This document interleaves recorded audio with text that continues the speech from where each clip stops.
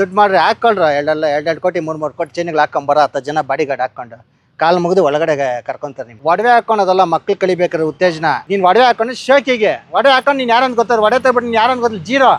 Gold Suresh ಅದನ್ನೇ ಹೇಳ್ತಾ ಇರೋದು, ಇಂಥವನ್ನೆಲ್ಲ ಬಿಡಲ್ಲ, ಗೋಲ್ಡ್ ಹಾಕೊಂಡು ಹೋಗ್ಬೇಕು. ಏನು ಗೋಲ್ಡ್ ಸುರೇಶ್ ನಾವು ಮೊದಲಿಂದ ನಾವೇನು ನೋಡಿಲ್ಲ, ಹೆಸ್ರು ನೋಡಿಲ್ಲ, ಫೋಟೋ ನೋಡಿಲ್ಲ, ಏನು ಸಡನ್ನಾಗಿ ಬಂದು ತಿಳ್ಕೊಬೇಕು ನೀವೇನೇನು ನಡೆದೈತೆ ಅಂದ್ಬಿಟ್ಟು. ನಾವೇನು ಒತ್ತಿ ಹೇಳ್ಬೇಕಾ ನಿಮಗೆ?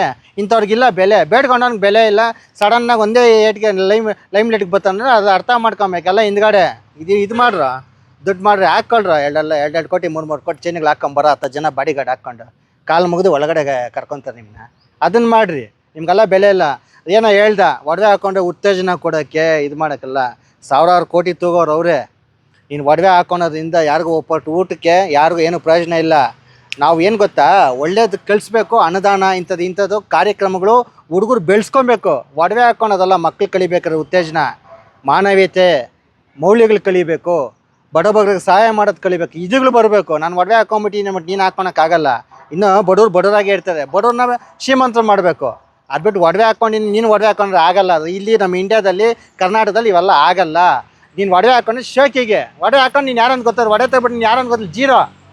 ಅದರಿಂದ ಏನು ಹೇಳ್ತೀನಿ ಅಂದರೆ, ಒಡವೆ ಹಾಕ್ಕೊಂಡು ಪಕ್ಕದಲ್ಲಿರೋ ಹೇಳಿದ ತಕ್ಷಣ ಅವರು ಒಡವೆಗಳು ಹಾಕೊಳಕ್ಕಾಗಲ್ಲ, ಅದೆಲ್ಲ ಸುಳ್ಳು.